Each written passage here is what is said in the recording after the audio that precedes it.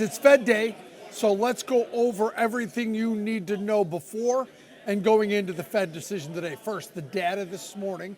Jobless claims come in 245,000. First-time filers for unemployment insurance. Why is that important? That number, 245,000, and last week's number revised up to 250,000 is not a catastrophic number, but it is a trend that is starting to catch the eye of people watching the market and watching the labor market. Does it catch the Fed's eye? We'll find out as the day unfolds. But the first-time filers for unemployment insurance is a weekly look at just that.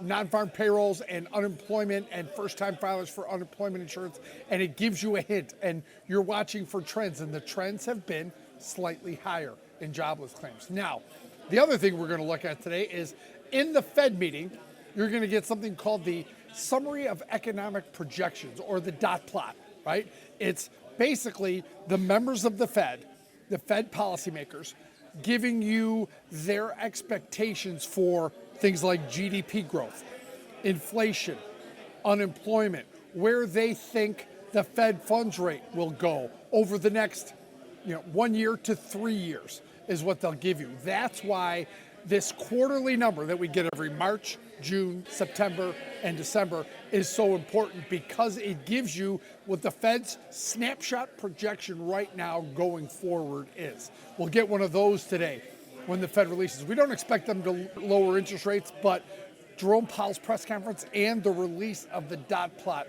will be extremely important going forward. Now, why is it important?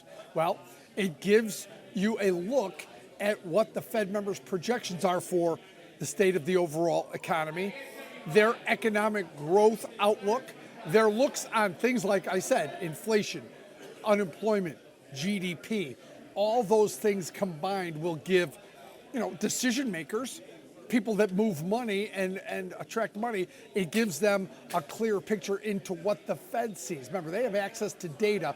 This is a representation of that data. So watching the first-time filers for unemployment insurance, jobless claims today rising.